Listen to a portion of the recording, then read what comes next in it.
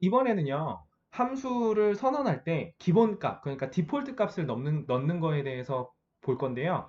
이것도 항상 이 기본적인 문법이 좀 있어서 그 부분만 신경을 잘 써주시면 돼요. 일단 디폴트 값을 한번 넣어볼게요. 자, 비교를 하기 위해서 f1이라는 함수에 x, y 이렇게 해놓고요. 아까 만들었던 대로 return x 빼기 y 이렇게만 해볼게요. 이 상태에서 제가 f1을 실행을 아무것도 넣지 않은 상태에서 호출을 하게 되면 당연히 오류가 나요. 값이 들어와야 되는 값이 있는데 안 들어왔으니까. 자, 그런데 제가 f2를 요번에 x는 10, y는 7 이렇게 집어넣고 똑같은 함수를 x-y를 리턴하는 함수를 만들어 볼게요. 이렇게 해놓으면요. 지금 여기 보시면은 요 자리 보이시죠? 요 자리 제가 마우스로 드래그한 자리 여기가 x는 10, y는 7 이렇게 변수에다가 리터럴을 할당하는 것처럼 했잖아요. 요게 디폴트 값을 지정하는 거예요. 이렇게 지정을 해놓으면 f의 2를 아무것도 넣지 않은 상태로 실행을 하게 되면은요. 이제 x는 10, y는 7 이렇게 해서 호출이 돼서 3이 출력이 됐잖아요. 이 상태에서 이제 이럴 수도 있잖아요. 아, 나 x는 10이 아니라 x에는 다른 숫자를 넣고 싶어. 그러면은 f2에다가 예를 들어서 제가 5를 집어넣어 볼게요.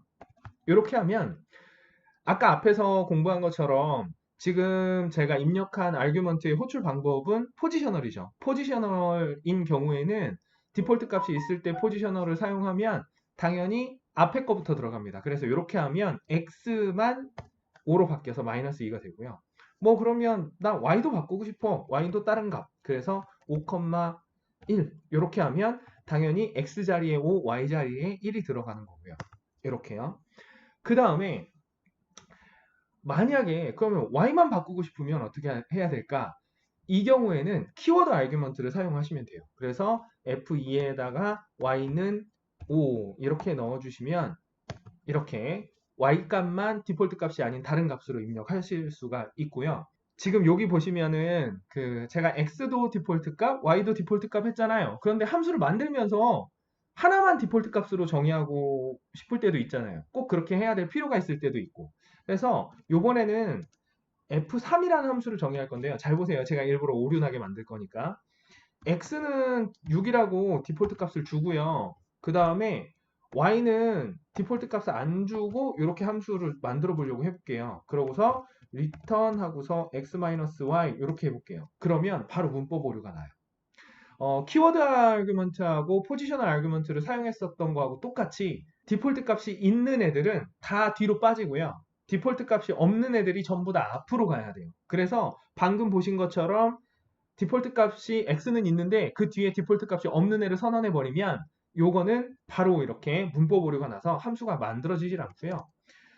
f3을 x는 디폴트 값을 주지 않고 y는 7이라고 이렇게 디폴트 값을 준 상태에서 똑같이 만들어 보면